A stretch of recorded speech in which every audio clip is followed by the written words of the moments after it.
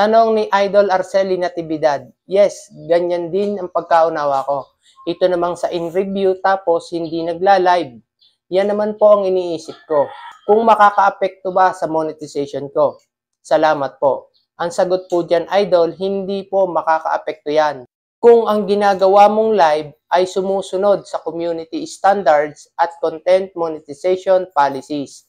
Kahit alin upload ay hindi makakaapekto sa review ng in-stream ads at sa mismong account mo. Kaya lagi ko paalala na sumunod tayo sa mga patakaran.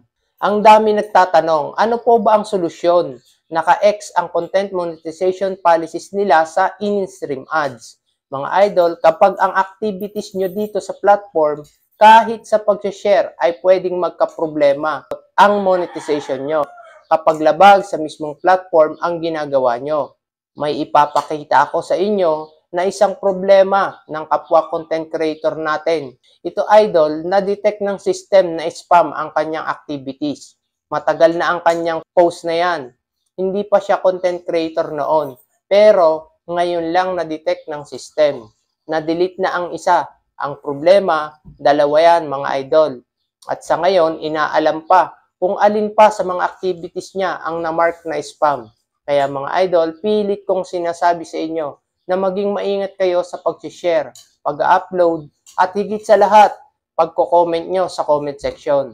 Kapag lagi kayo nare-restrict, ay posibilidad na maging dahilan din na maging X ang inyong content monetization policies. Alam ko naman na ang ibang gumagawa ng paangat system ay gusto din tumulong na madagdagan ang mga followers ng mga nagsisimula. Pero siguro, sila hindi nila alam na sa itinuturo nilang proseso, maaaring maging dahilan ng pagkakaroon ng X ang inyong content monetization policies. Kaya lagi ko sinasabi, mag-focus kayo sa paggawa ng content na makakakuha ng atensyon kaysa mag-spam kayo sa comment section para tumaas lang ang mga followers nyo.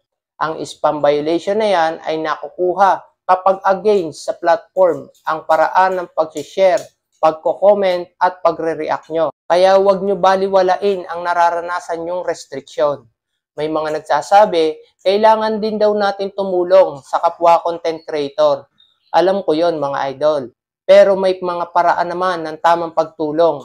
Isa na dito ang paraan natin na magbigay ng mga impormasyon na may sapat na basehan para wag masayang ang inyong mga pinagpagudan. At kung hindi naman kayo tutorial tulad ko, pwede pa rin naman kayo tumulong sa kapwa content creator. Ang sumuporta sa content creator na totoong gusto nyo para patuloy na tumaas ang chance na mas maipakita sa mas malawak na audience ang mga video niya. Huwag kayo humingi ng kapalit kung talagang totoong pagtulong ang gusto nyo at panindigan. Sana bigyan nyo ng halaga itong mga sinasabi ko dahil hindi po ito para sa akin, kundi para sa ikabubuti ng performance ng account nyo.